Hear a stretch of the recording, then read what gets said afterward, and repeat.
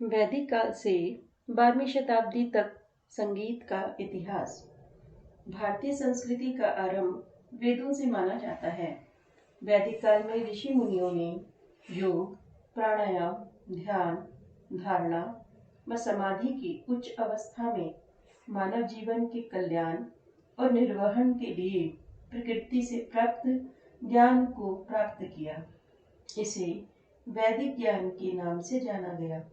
धीरे धीरे ऋषि मुनियों ने यह ज्ञान समाज में प्रसारित करने के लिए अपने शिष्यों को मौखिक रूप से ज्ञान प्रदान करना आरंभ किया। विकास के क्रम के साथ साथ यह प्राकृतिक ज्ञान को विषय वस्तु के आधार पर 4 वेदों में संग्रहित किया गया। ये प्रकृति प्रदत्त ज्ञान ही वैदिक ऋचाओं के रूप में क्रमशः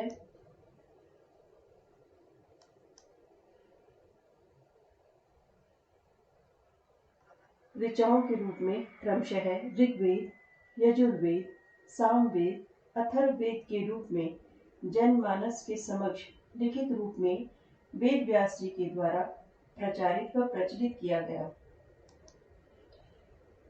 वैदिक मंत्रों के संग्रह का नाम ही संहिता है।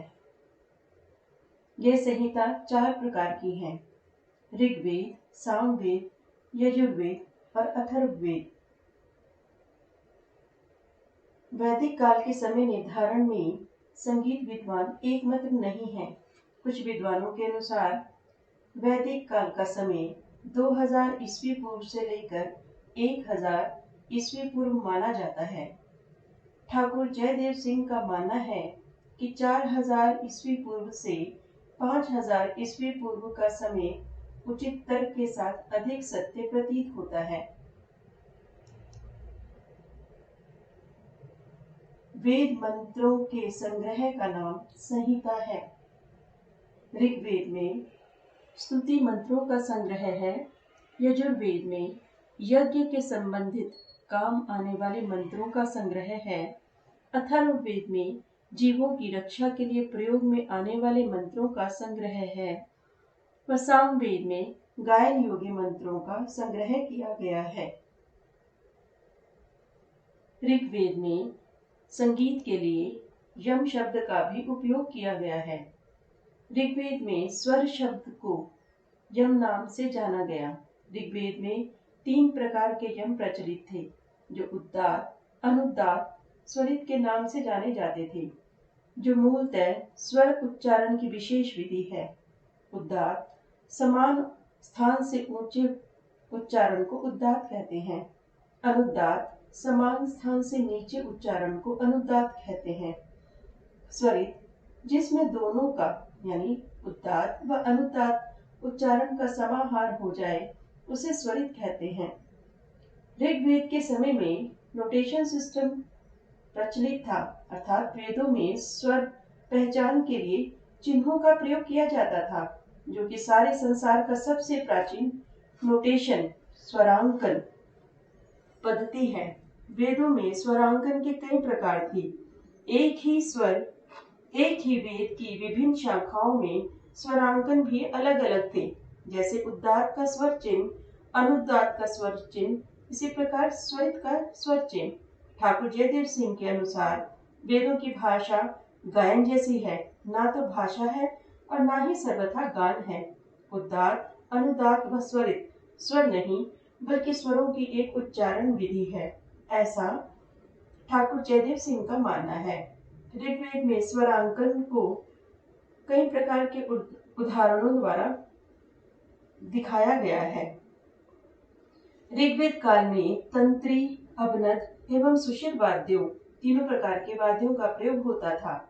तंत्री वाद्यों में कांड वीणा, बाण वीणा, करकरी वीणा का प्रयोग होता था। अवनद वाद्यों में आदम्बर, दुंदुभी, भूमि दुंदुभी आदि का प्रयोग होता था।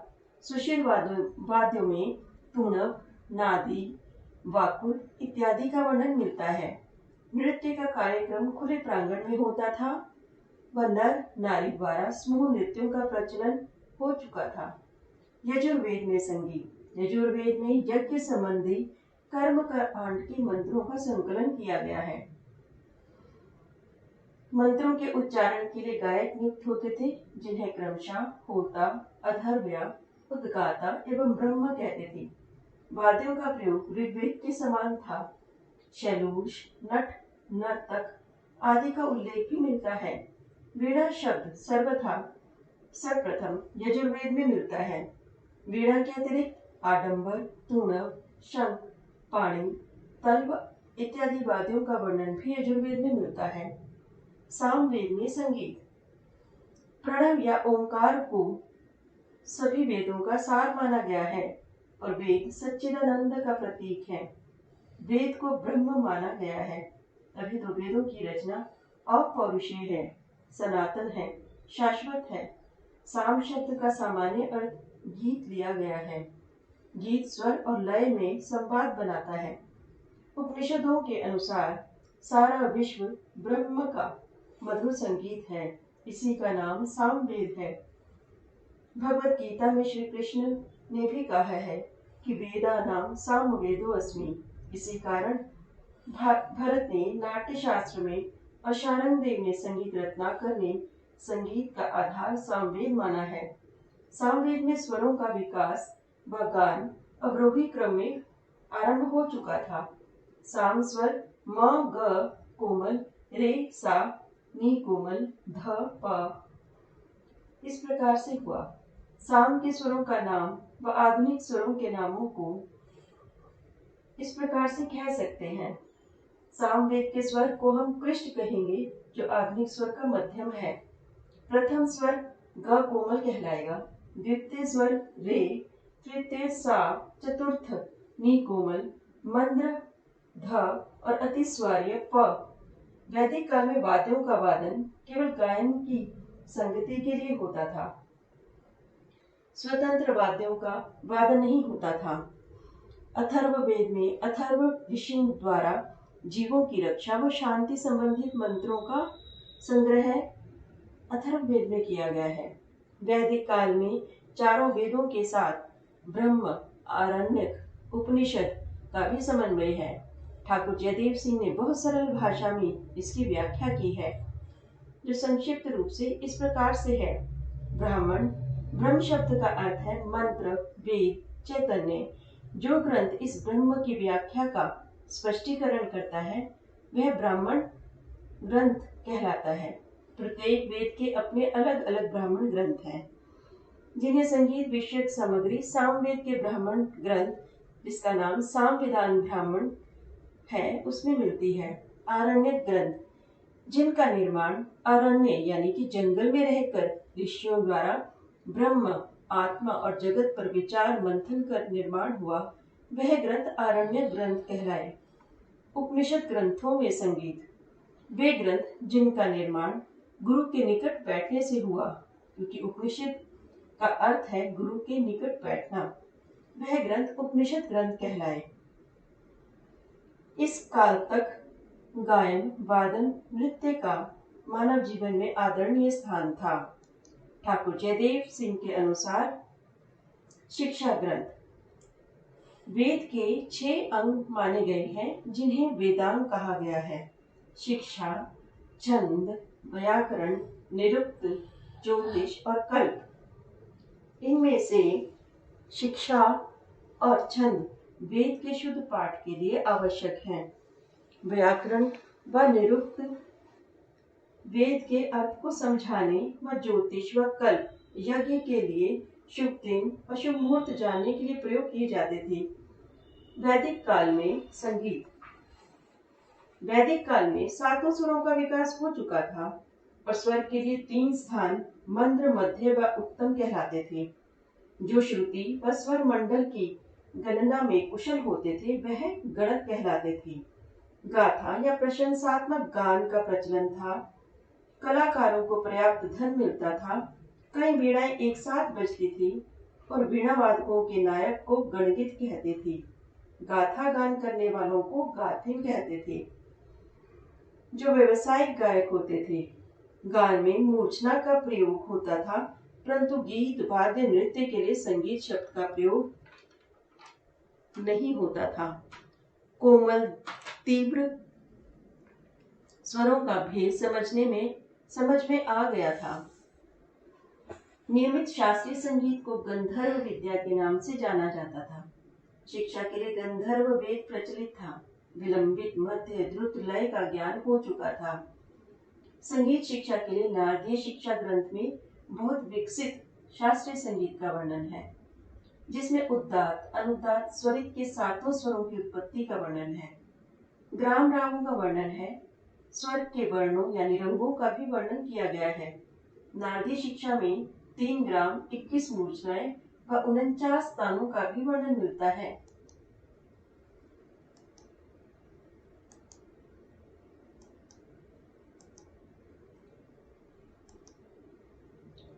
उपरोक्त वर्णित सभी काल वैदिक काल के अंतर्गत आते हैं। इसके पश्चात आता है इतिहास काल। इतिहास काल में महाकाव्य युग आता है। इतिहास काल में त्रेता व द्वापर युग माना गया है। इस युग में रामायण व महाकाव्य महाभारत सम्मिलित है। इतिहास काल का विकास सूत व मागधों के द्वारा हुआ। रामायण काल। त्रेता युग ईसा से लगभग 600 से 300 ईस्वी पूर्व रामायण की रचना हुई।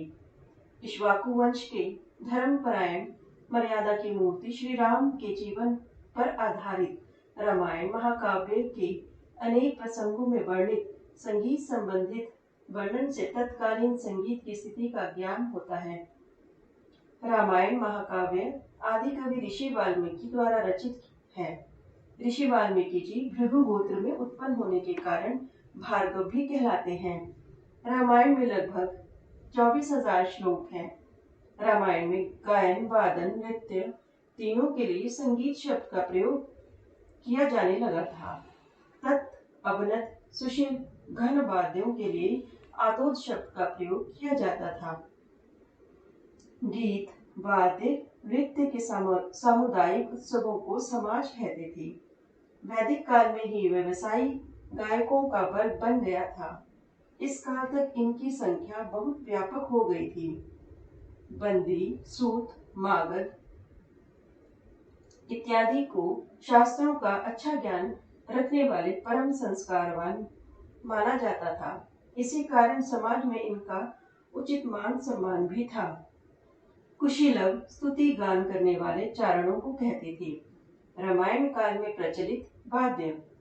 वीणा का उपयोग वैदिक काल में गायन के साथ किया जाता था। रामायण में रावण के महल में विपंची वीणा का वर्णन आता है। पंडित शारण देव ने संगीत रत्नाकर में विपंची वीणा को असाधारण वीणा कहा है। इससे सिद्ध होता है कि वाद्य संगीत बहुत उन्नत अवस्था में था।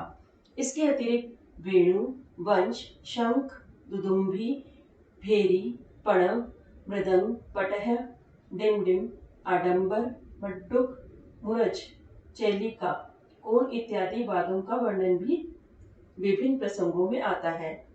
श्री राम के पुत्रों लव कुश ने रामायण का गायन तीनों प्रमाणों अर्थात मंद्र, मध्य, ताड़, सप्तक में वीणा और लय के साथ श्रृंगार, करुण, हास्य, रुद्र, भयानक, वीर इत्यादि रसों को ध्यान में रखते हुए किया, जिससे यह पता चलता है कि रामायण काल में स्वर व जाति का प्रयोग उन्नत अवस्था में था।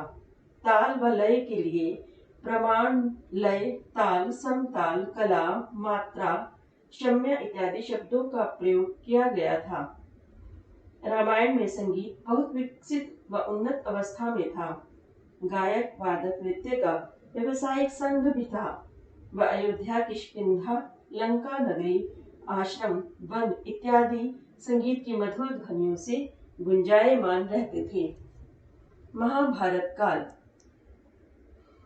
महाभारत महाकाव्य द्वापर युग के अंतर्गत आता है, जिसका काल वर्ष 1000 ईस्वी पूर्व से 500 ईस्वी पूर्व माना गया है। यद्यपि महाभारत संगीत का ग्रंथ नहीं है, फिर भी महाभारत के श्लोक में निहित तत्कालीन संगीत विषयक सामग्री प्राप्त होने से संगीत की स्थिति का अनुमान लगाया जा सकता है। भारतीय परंपरा के अनुसार महाभारत काल द्वापर में माना गया है। यह महाकाव्य पराशर ऋषि व सत्यवती के पुत्र कृष्ण द्वैपायन के द्वारा लिखा गया, जिनका पूरा नाम कृष्ण द्वैपायन व्यास है।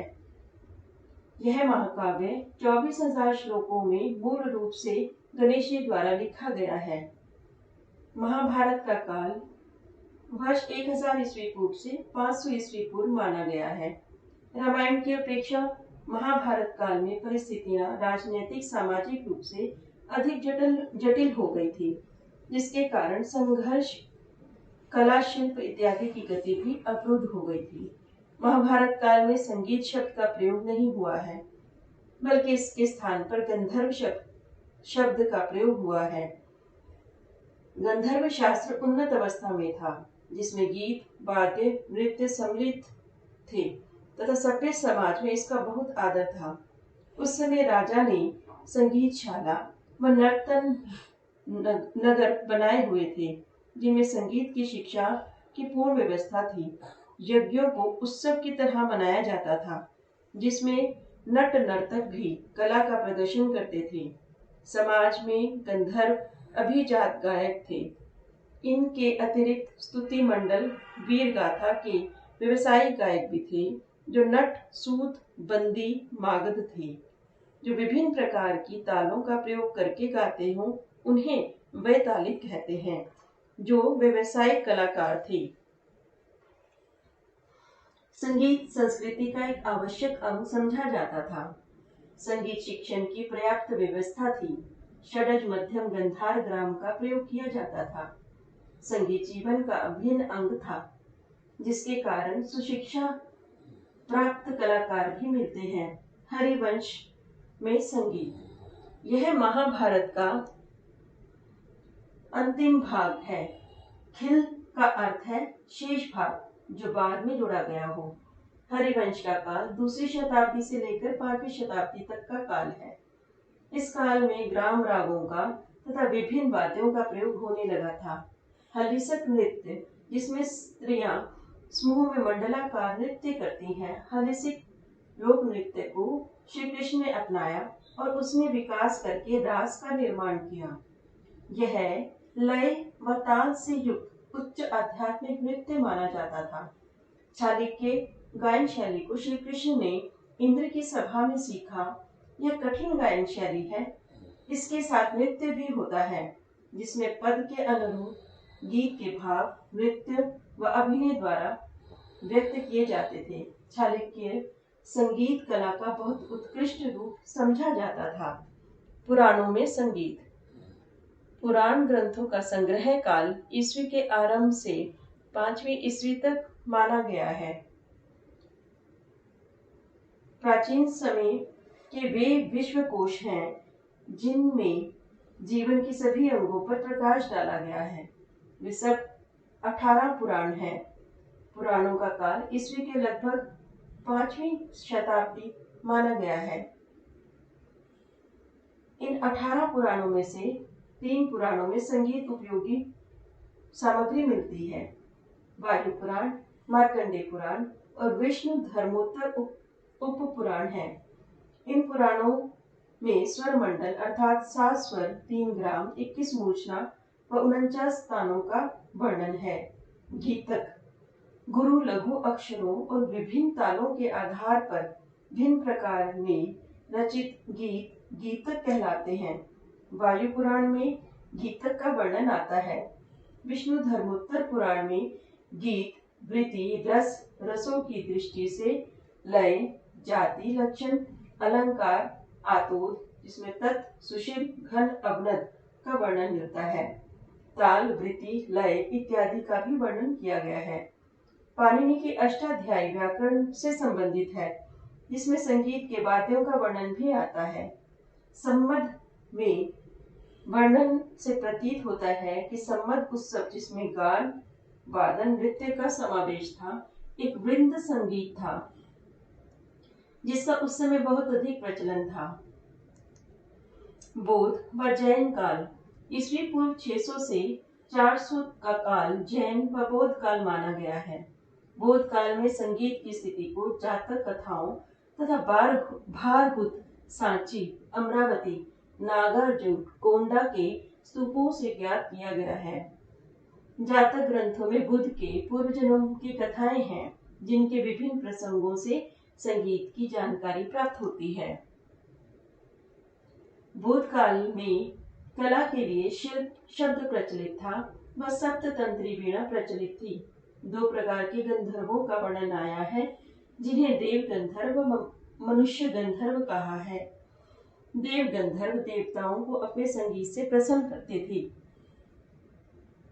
अभिजात संगीत में पारंगत भी गंधर्व कहलाते थे।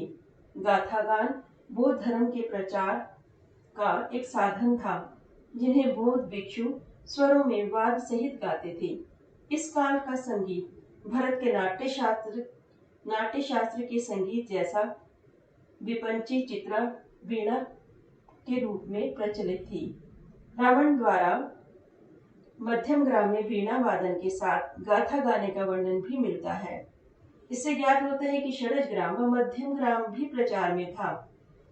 जैन काल में स्थानक सूत्रों में गायकों के गुण दोषों का वर्णन किया गया है। इस काल में वाद्यों की एक लंबी सूची प्राप्त होती है, जिसमें जो 63 है। महती वीणा मत कोकिला वीणा का वर्णन मिलता है, जिसे नारद द्वारा बजाया जाता था। तीनों सप्तकों में 7 7 7 21 होने के कारण कुल 21 तारें थी। शिव की वीणा अनालंबी, सरस्वती की वीणा कच्छपी, विश्वावसु की बृहति और नारद की महती वीणा का वर्णन मिलता है। 2 प्रकार के रागों का वर्णन भी मिलता है, जो पूर्ण व अपूर्ण नाम से बताए हैं। 7 स्वरों से युक्त राग पूर्ण कहलाते हैं। 5 या 6 स्वरों वाले राग अपूर्ण कहलाते हैं। भरतकृत नाट्य शास्त्र में संगीत। नाट्य शास्त्र संग्रह शास्त्र माना जाता है, जिसका संकलन 200 से 300 ईस्वी माना गया है। नाट्य शास्त्र में कुल 36 अध्याय हैं, जिनमें 28 से 33 तक कुल 6 अध्याय संगीत से संबंधित हैं। संगीत से सीधा संबंध रखते हैं, जिसका संक्षिप्त वर्णन इस प्रकार से है। 28वें अध्याय में वाद्यों के 4 भेद, स्वर, श्रुति, ग्राम, मूर्छना, 18 जातियां, उनके ग्रह, अंश, न्यास स्वरों का वर्णन है। 29वें अध्याय में जातियों का रस के अनुकूल प्रयोग बताया गया है। 8 रस, 4 वर्ण, वाद्य प्रयोग, विध स्वर, वर्ण अलंकार, गीत अलंकार, विधि, वर्ण विहीन अलंकार, 4 धातुओं, 3 वृत्तियां, त्रिविध वाद्य, भिन्न प्रकार की वीणाएं और उनकी वादन की विधि बताई गई है। 30वें अध्याय में सुशील वाद्यों का वर्णन है। 31वें अध्याय में कलालय, विभिन्न तालों का वर्णन है। भरत ने चचितपुट और चाचपुट 2 तालों के नाम भी बताए हैं। 32वें अध्याय में ध्रुव के 5 भेद व गायक वादकों के गुणों का वर्णन इस अध्याय में किया गया है।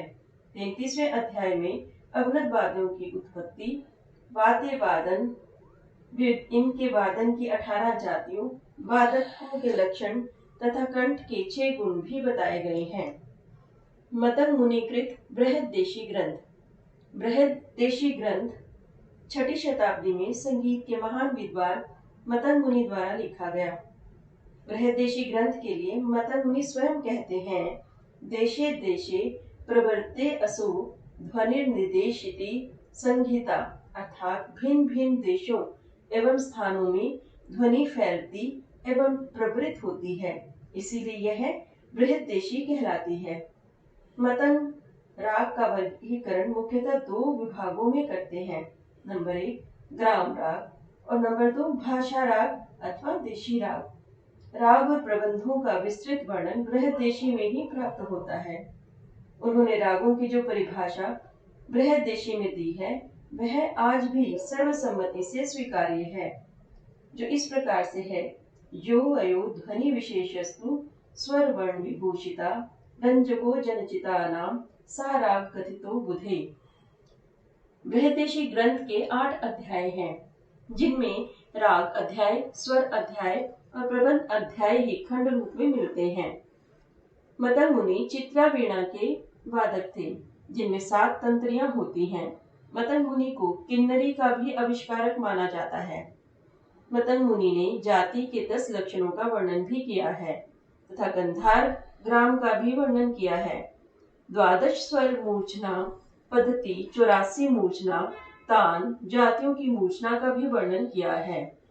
संगीत मकरंद, वर्णार्धीय शिक्षा। 7वीं 8वीं शताब्दी में नारद मुनि द्वारा रचित 2 ग्रंथ संगीत मकरंद और नारदीय शिक्षा प्राप्त होते हैं। संगीत मकरंद में नारद ने रागों को 4 दृष्टियों से विभाजित किया है। रागों की 4 जातियां हैं। कंपन, जिसके गुण है मुक्तांग, कंपन और कंपन विहीन। दूसरा है जाति, जिसके गुण है औडव, षाडव व संपूर्ण। समय, प्रातर्गे, मध्यगे और रात्रिगे। प्रकार, स्त्री, पुरुष व नपुंसक। स्त्री 24 राग, पुरुष के 20 राग और नपुंसक के 36 राग। बाद में संगीत विद्वानों ने इसी के बाद से राग रागनी वर्गीकरण मानना शुरू किया। नारद ने 5 प्रकार के नाद स्वीकार किए हैं। नंबर 1, नखज, वायुज, चर्मज, लोहज, शरीरज। नारद ने 18 प्रकार की वीणाओं का वर्णन किया है व 19 अलंकारों का भी वर्णन किया है। नारदीय शिक्षा। नारद ने सामवेद की उत्तम शिक्षा प्रदान करने के उद्देश्य से इस ग्रंथ की रचना की है। यह ग्रंथ 2 भागों में विभक्त है। कुल श्लोकों की संख्या 238 है। इस ग्रंथ में स्वर, ग्राम, राग व तान इत्यादि का वर्णन किया गया है। 12वीं शताब्दी के उत्तरार्ध में बंगाल के जयदेव द्वारा रचित गीत गोविंद ग्रंथ की रचना हुई। पंडित जयदेव का जन्म बंगाल के केंडला नामक गांव में हुआ। इनकी पत्नी का नाम पद्मावती था। यह संगीत के बहुत अच्छे आचार्य थे। जो पुरी उड़ीसा की रहने वाली थी। इनकी पत्नी पुरी उड़ीसा की रहने वाली थी। गीत गोविंद में राधा कृष्ण से संबंधित प्रबंध गीत हैं। प्रत्येक गीत में 8-8 पंक्तियां होने के कारण इसे अष्टपदी भी कहा गया है। यह गीत विभिन्न रागों में गाए जाते हैं। इन पदों के भाव, रस और लालित्य उच्च कोटि के हैं। इन पदों में मथुरा वृंदावन की झांकी व राधा कृष्ण की लीलाओं का वर्णन है। जब श्री कृष्ण गोकुल से मथुरा चले जाते हैं तो गोप गोपियां और राधा विरह में विह्वल हो जाते हैं। ये पद राधा को कृष्ण की व कृष्ण को राधा की मनस्थिति का बोध कराते हैं। संक्षेप में कहा जा सकता है कि वैदिक संस्कृति के आंचल से शास्त्रीय संगीत की यात्रा 12वीं शताब्दी तक उच्च आध्यात्मिक नैतिक संस्कारों के साथ विकास के क्रम में बहुत व्यवस्थित रूप से आगे बढ़ी और नैतिक उच्च मूल्यों को साधना रूपी अंकुश से विकसित करती गई। संगीत के इतिहास से संबंधित प्रश्नोत्तरी। संहिता किसे कहते हैं? कुल कितनी संहिताएं हैं? क्या वेद में स्वरांकन पद्धति प्रचलित थी? वैदिक संगीत में यम शब्द का उपयोग किस संदर्भ में किया गया है? शिक्षा ग्रंथ के कितने अंग हैं? इतिहास काल का विकास किसके द्वारा हुआ? त्रेता युग में किस ग्रंथ की रचना हुई? कृष्ण द्वैपायन व्यास कौन है और उन्होंने किस ग्रंथ की रचना की? क्या वीणा का उपयोग गायन के साथ किया जाता था? क्या रामायण काल में संगीत का व्यवसायिक वर्ग उपलब्ध था? क्या रामायण काल में शास्त्रीय संगीत में तीनों सप्तकों का प्रयोग होता था?